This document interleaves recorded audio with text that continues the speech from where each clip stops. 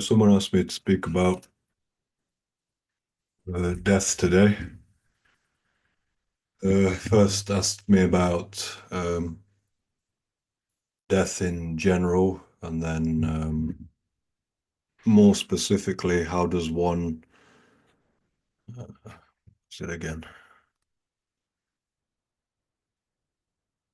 how can kids help their parents prepare for death?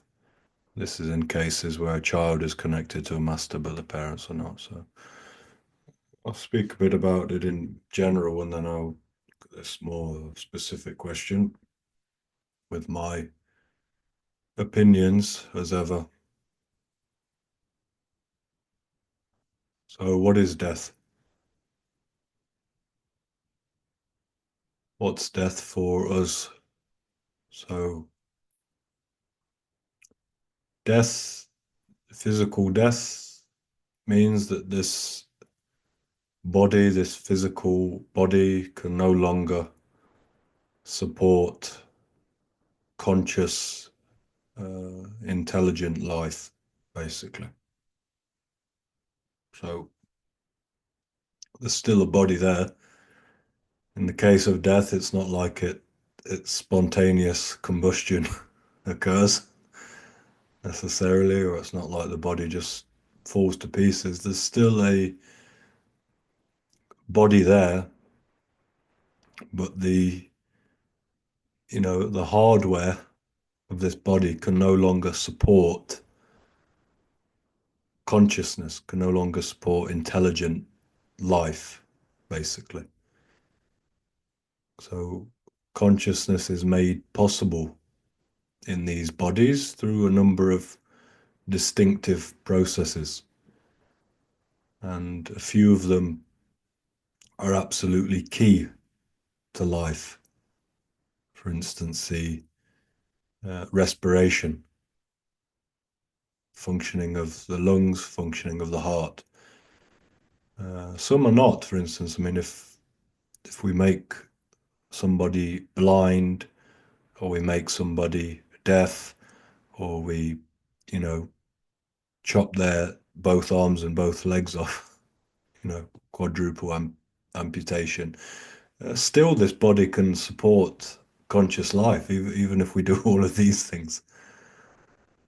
I think Werner Herzog made a movie about something like this, which was like people that were both deaf and blind, or something like this. So you can chop off, you can chop off two legs, two arms, make someone deaf, make someone blind, and still consciousness can be supported in these cases.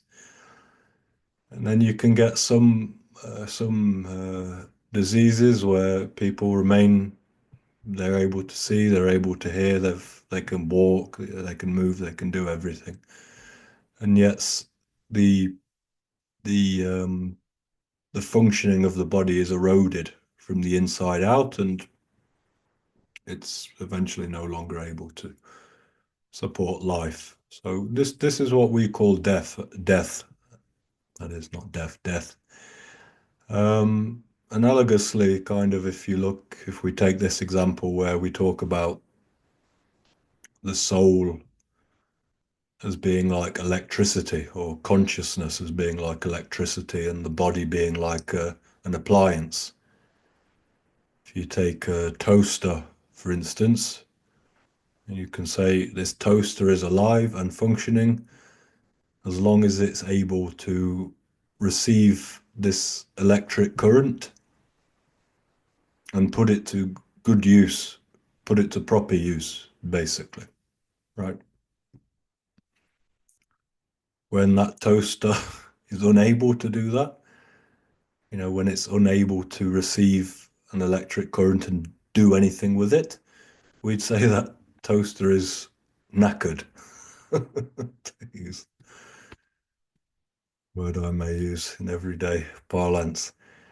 Right, we'd say that that toaster's completely finished. We need to chuck it out, or with appliances and stuff like this, you can fix them, and whatever.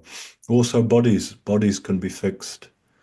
You know, bodies can be operated on. Bodies, You can have different treatments and stuff like this to try and improve the capacity for the body to carry on. So why death, this kind of death, death of the physical body, is usually such a big deal for us, is tragedy. And some people won't even think about death. It remains like a black spot or a blind spot in their consciousness. They just won't allow their minds to go into that realm of, okay, one day I'm not going to exist. So the reason that this death is such a big deal for us is that we solely identify ourselves with our present physical body, this outer world of the body, the feeling of being embodied, the way the body looks, feels, smells, sounds. Okay, the outer texture of the body and also the inner feeling of being an individual being. The emotions, the fears, the excitements, the desires, the mental ideas, the opinions, the beliefs, the identifications, the hopes, the imaginations, the hallucinations, all of these things. We solely, when I say solely, I mean purely, we don't identify ourselves as anything else. Okay. Some people can say, well, I'm a soul after this, I'm going to heaven. One thing is believing that, and another thing is experiencing oneself as that. Big difference between saying I am consciousness as a belief and saying I am consciousness as a that's what you experience yourself as in each moment. So death we see is such a big deal for us because we solely identify our being, our existence, our life with this present body and its present personality. And we see that one day there'll be a day where this body stops functioning and the personality, along with its memories, along with all of this other grocery list of stuff I just listed, along with the functioning of this thing is also just annihilated. So our bodily life, external bodily life, bodily pleasures, sensations, routines, our internal life, emotional life, these things are everything for us. We don't know anything that is out of the scope of gross physicality or emotionality or mentality, you know, mind, psychological side. We don't know anything out of this. This is all we know, right? And one day this thing called death is going to occur, and both of these things are going to stop. Finished. So people have invented um, many different ways to get around this. People believe different things. People believe in heaven and hell, and some people believe that in a total annihilation, total void, right, upon death. This is where, for instance, suicide makes sense for some people because they see, okay, I'm suffering, I'm in great pain, great misery. It's possible for me just to put an end to all of this, and then there'll just be this nightmare will just be over. So that perspective, for some people, that perspective makes sense. that one can kill oneself and finished, one can be put out of their misery.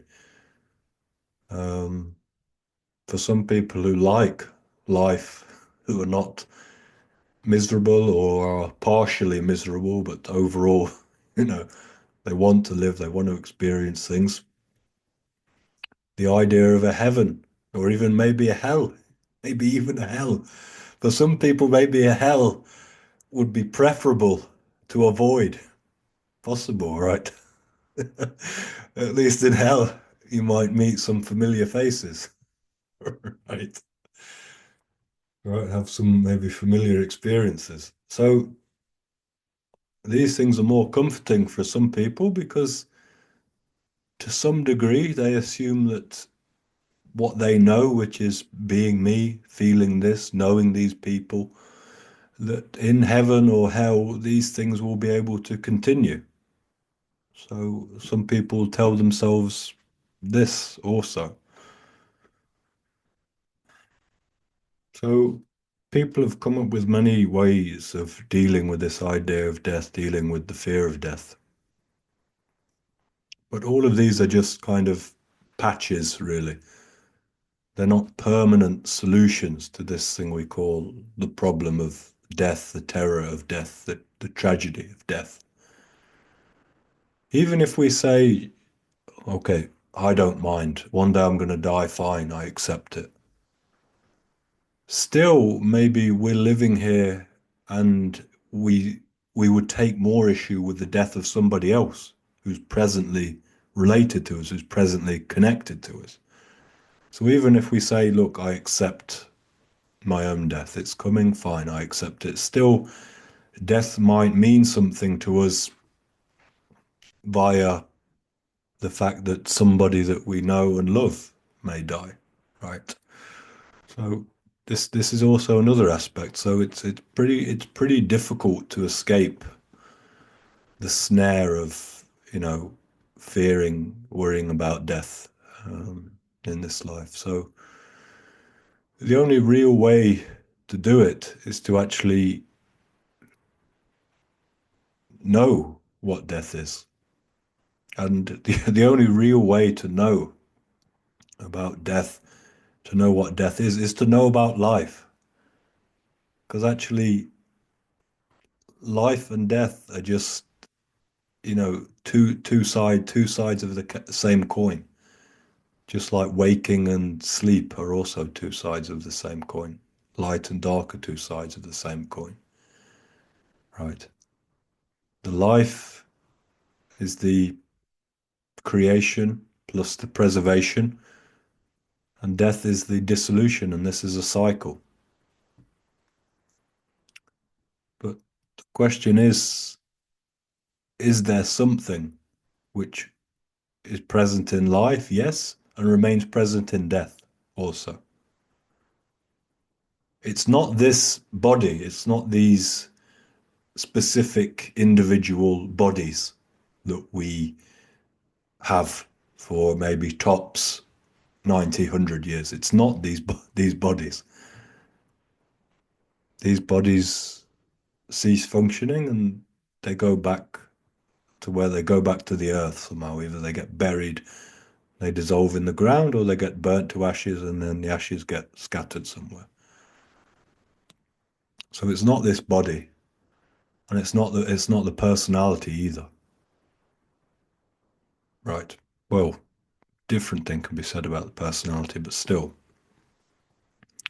So the body definitely is not going to carry on. So the question is there something which remains in both life and death?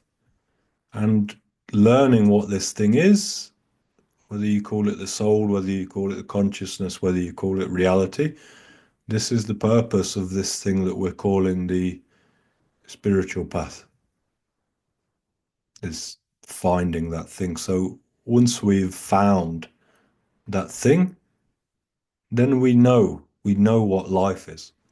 We know what behind all of these forms, we know that there is this essence, this presence, this energy. And then we can equally see that just because a body dies, That thing doesn't go anywhere, right? So when we discover ourselves as that, we discover ourselves as something beyond a body, beyond a personality. It's present with the body and it's present with the personality as an empowering force. Again, like electricity. It makes these things happen, but it's not bound to them, right? So our problem is with death is that we have become inseparably attached and identified with a specific body and a specific psychological world that goes with it. We're kind of stuck and meshed with those things, right? And that's why death is a big deal for us. But death is such an amazing thing because if we dare to look at it, it teaches us so much. All of this, teachings about impermanence. You don't need to read about impermanence. You don't need to listen to anybody talk about impermanence. You don't need to do any guided meditations about impermanence. You don't need to chant anything about impermanence. All that you need to do is look it squarely in the face and say, I am going to die. This specific body, this specific psychology, this specific identity is going to end one day.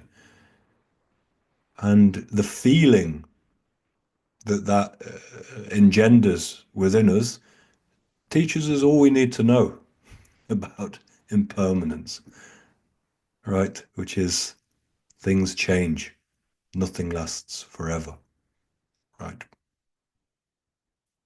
So, in order to know about death, we have to know about life. How do we know about life? This is what I talk about every week, right? First of all, we have to know about ourselves. Life is obviously already there. We're alive. Consciousness is obviously already there because we're conscious, right? Awareness, whatever we call awareness, that's already there because we're aware. So consciousness is there, awareness is there, life is there. But yet still we don't know these things deeply. We don't know ourselves as these things. We know ourselves as a very, very, very, very, very specific thing. Somebody, one body with one name, with one type of personality. Maybe this person belongs to one culture, they speak one language, they've got one, two children, they've got two parents, they've got one. So extremely specific being we identify ourselves as.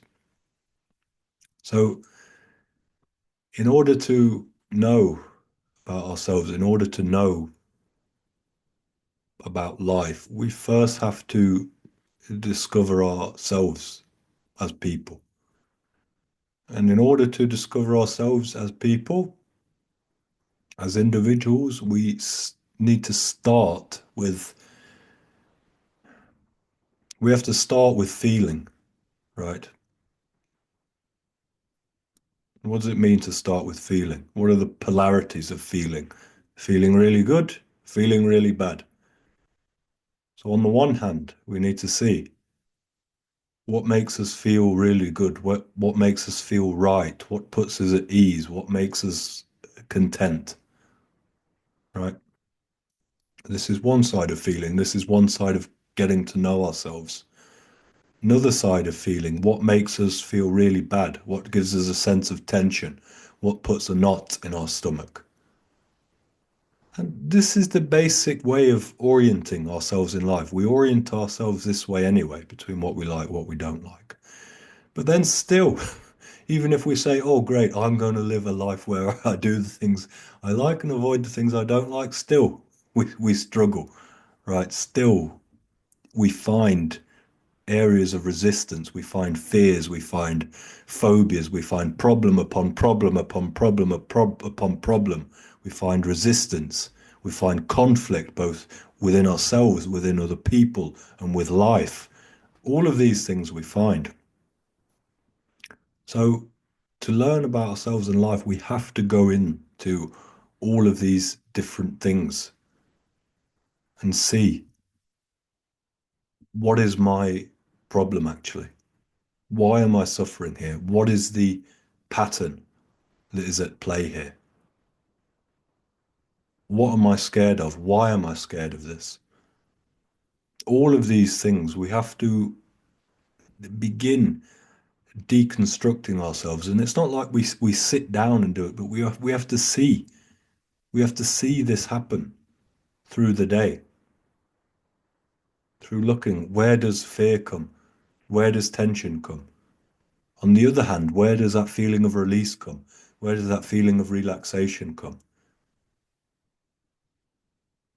You know, where can I move that fear, that tension into relaxation? You know, looking at, okay, what areas are making me tense? Okay, in some areas it's because I'm not accepting something. In other areas it's because I'm not taking action. I need to do something. Life demands me to do something, but I'm not doing it. I'm procrastinating, or I'm scared, or I'm worried, or I'm afraid about what other people will think. All of these things puts us in a state of misalignment. And that misalignment makes our consciousness, our mind, our psychology so frantic, so chaotic that we never have the energy and the presence of mind just to feel into ourselves and feel that we are just life, we are just presence, consciousness. So that we're always that's always there, but we're distracted from it. Okay, through various things. So we have to be serious about learning why we are distracted from these things, how we have put ourselves into this knot. And this is what it means. This is what it means to learn about life.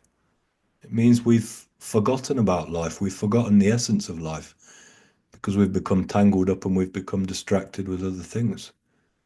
So once we've done through this, once we've lived through this process, we've deconstructed ourselves and we've begun to relax more and more and more. We've reduced the conflict within ourselves.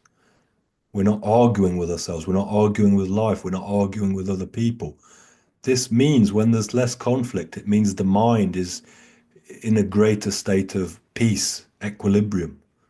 And as soon as it gets to a certain level that it needs to, the mind becomes transparent or maybe initially translucent.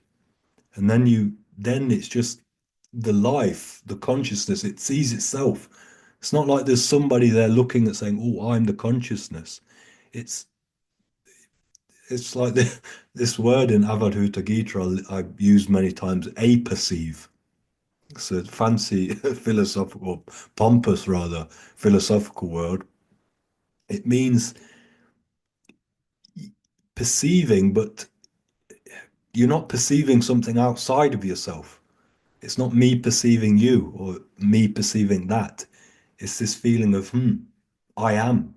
This is me. But when we get that awakened experience of I am, it's not I am a body or I am a personality. It's just I am aliveness. I am presence. I am consciousness. That's once we've got that, then we know life. And the experience will be a bit shaky at first. We have to train in it over and over and over and over and over and over again.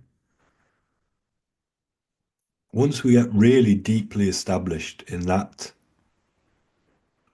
experience, in that state, the more we get trained in that, the less, even as the body is existing, even as the personality is continuing to express itself, even as these things are going on, we become less and less and less identified with the body and the personality.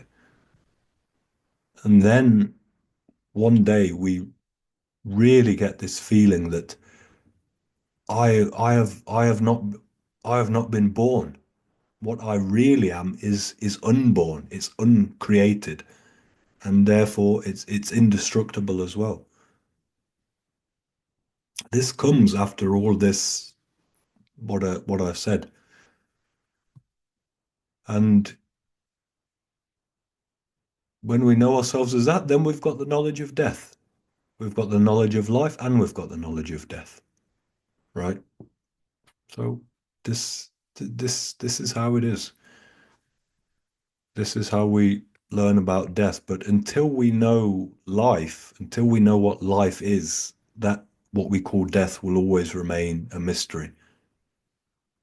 As long as we're solely identified just with the body, just with the personality, then death will be what it looks like on the surface. That one day this body is functioning, the next day it's not. Right? Simple as that. And we could bring in all talk about reincarnation and this kind of thing, but I don't really see the point. I mean, we're trying to get liberated in this life, right? Even if we do, even if let's say from a bird's eye view we do get reincarnated, we'll wake up like we did this life in another body, okay, with a different name, different set of parents, maybe in a different place, and we'll feel like we've been born for the first time, right? So what difference does it make, right? That's why, we're not aiming at, just making a better next life for us, because either way, if there's another life, if there's not another life, we'll be ignorant of it anyway, right? You can only become fully conscious of these things if you first become fully conscious of that substratum, life, consciousness. There have been such beings like this, masters, siddhas, that have seen, this body, I'm not going to be able to complete the work that I need to do in this specific body. And these people have consciously created the rebirth, right? But these were all awakened, fully established beings.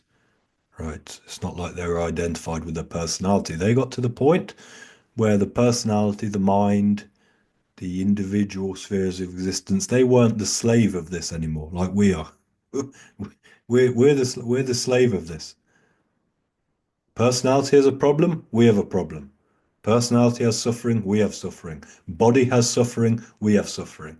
Right?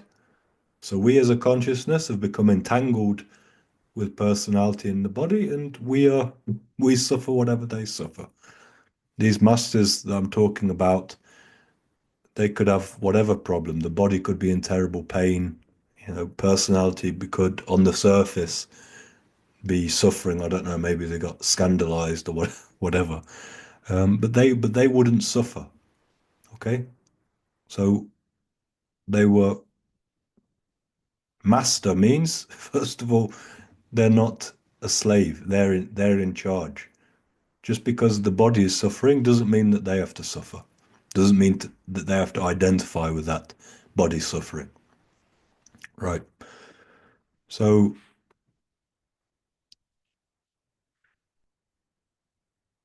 so, so these beings could create that new birth consciously like that. But the rest of us, like I said, will just wake up and we won't even know. So talking about future lives is irrelevant to this. I spoke about how we learn about life, how we learn about death, and I'll go on to that second aspect or part of that question, which was, um, how do we talk to a parent or something about death? How do we prepare them for death? For me, I was thinking about this. It's like saying, how do you prepare a child for life? Right? Let's say you've got a newborn baby, for instance. They're not fully in that maelstrom, that chaos of life yet. Yeah, they're there, but they're in a very kind of incubated environment, as it is. So how do you prepare them for life? It's the same as how you prepare somebody else for death. And you can't you can't just do it like step by step by step by step. Nature has a natural way of doing these things. It's like I've said, maybe, or it was in the last session or in one of my writings, I said about if you look at how the some of the parents are in nature, not all of them, the mothers specifically in nature's how they prepare the children in that case.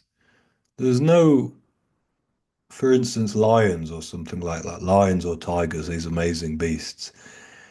There's no conceptual approach to this. Lions not these lion mothers are not there reading these books on child raising like we have all these books on child raising and stuff like this. These lionesses are not reading all of these books and then thinking, okay, step by step by step, this is how I do it. Right. Or they're not taking advice from other lionesses.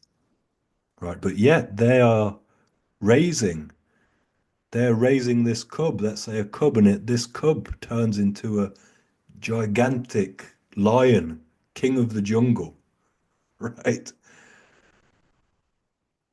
That's a mother has raised this kind of being without books, without concepts. So how did this being prepare that being for life, right? It's built into it, right? So same thing, you know, person established in themselves, knows themselves. Doesn't have to be an even enlightened necessarily. If they have children, if they have offspring, without reading any books, without looking at any advice, they will feel how to prepare this being for life. And it's not so much in teaching specific things. It's the fact that they are there, they are living life. And now there's this little small creature there, and it's kind of attached to them. They have to feed them, they have to look after them, and they have to kind of live their life alongside them. So this is how that real teaching of life goes. And it's like this with children as well, because they won't learn so much from what you tell them, right? If you tell them to be a good person, but you're a shit person, right? If you tell them not to gossip about people, but yet you're constantly gossiping, do you really think they're going to take these things on board? No. Those beings, children, whether in animal kingdom or human kingdom, they learn not from what you say, but what you are. That's how the natural learning occurs in life.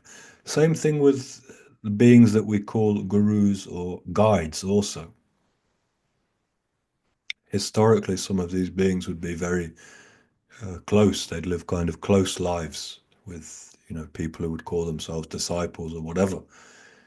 These real masters, avadhutas or whatever, they also didn't teach so much from giving discourses or lessons or preaching or this kind of thing. These beings would also teach in the same way. They'd be there living as consciousness, living liberation, and it'd be the people who followed them. It would be their job to tune to that frequency just through the life. So this is how nature, this is how natural teaching, natural guidance, natural preparation happens. And when it comes to death, as I said, death and life are intertwined. So You can't teach, you can't prepare somebody for death. You can't prepare somebody for life like you're reading it out of a book or you're going down a checklist of things to do, things not to do. All that we can do is we can be ourselves. We can be natural, right? So, to whoever asked me this, for instance, you look at it on the same side, on these two sides of this coin, preparing for life, preparing a death, preparing for death. If you're preparing somebody for life, let's say you're preparing a child for life, the way to do it is to be perfectly natural around that being, perfectly responsive to that being, right? This will be involve nurturing, of course, at an early age. As that, let's say that child gets older, right, and they want to start testing limits, testing boundaries, and all these kind of things, then it will should activate something else inside the parent, which is a sense of boundaries and the sense of, hey, you can't talk to me like this. Hey, you can't do that. Hey, that's not acceptable in my house or whatever, right? So again, and that's not something that you learn out of a book. That is something which should be natural in people. I've said before, it's natural before you take dogs or wolves or something in the pack and one of them starts prodding the other one, starts testing that one's boundaries. It barks at them. It gives them a warning. If it comes again, it bites them, right? So setting boundaries, this kind of thing, this should be innate in people. And this also applies when people are around children as well.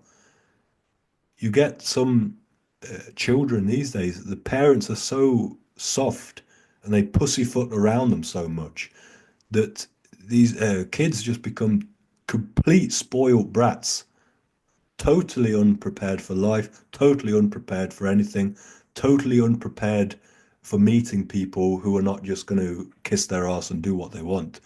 More and more and more, this is there, right? Why are they like that? Because the misalignment of the parents, lack of boundaries, lack of self-esteem, lack of having a pair of balls, so to speak, whether it's men or women, mother or father, that's not there, and that's carried across into the upbringing of the child. So when we think about this preparing somebody for death, it's just an extension of being with someone in life. How are we with people in life? How are we with people who we are connected to?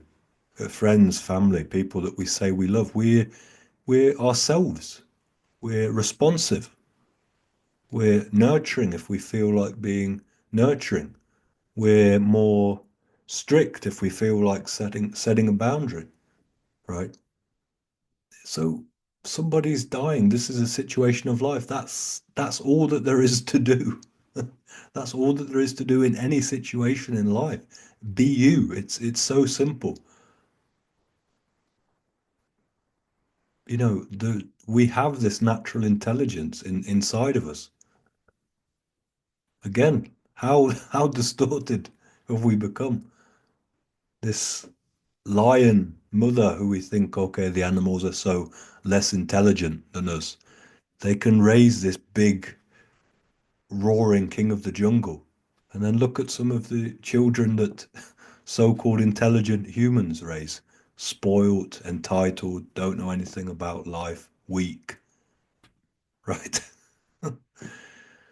So that's my overall answer to this question of how we prepare somebody for death. Death. All of my stuff comes back to ourselves, being natural, doing our own work on ourselves, and then when we meet anybody in any kind of interaction, relationship, argument, even or whatever, a pleasant relationship, we will have a feeling of how to act, of how to be, of how to express, of how to interact.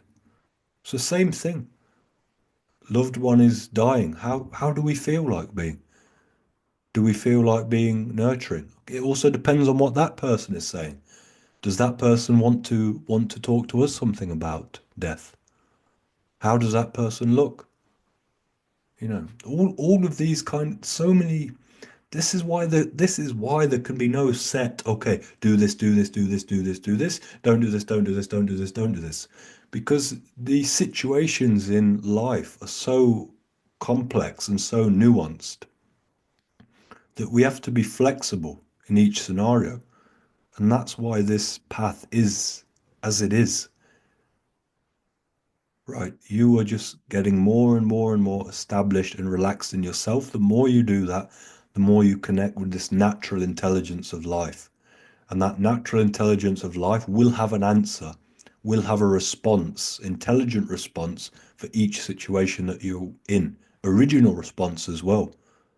Not something that you heard 10 years ago or not something that you've learned as this is the right thing to do in this situation. No, you just feel what's right for you in that scenario. So in this case, child preparing parent for death, we shouldn't find some guru's words about going towards white light and this kind of stuff because it's not us, it's not ours.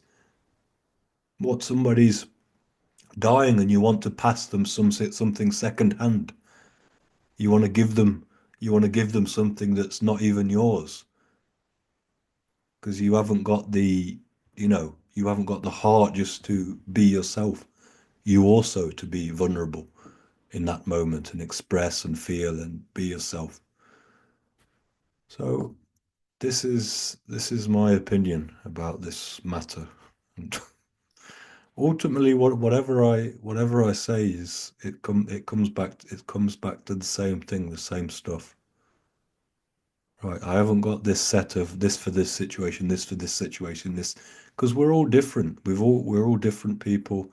We've all got different lives. As consciousness, we're one. As consciousness, we're the same. But through each of our vessels, it's got a different way of being. It's got a different job to do in the world, and I can't say for everybody what that is or what that's going to look like. All that I can say is connect to yourself, find that naturalness within you, find that intelligence within you, then let that express itself in the world. That's all you can do, you know. And some people don't want to hear this because it's difficult and it involves going through all of that shit that we don't want to look at.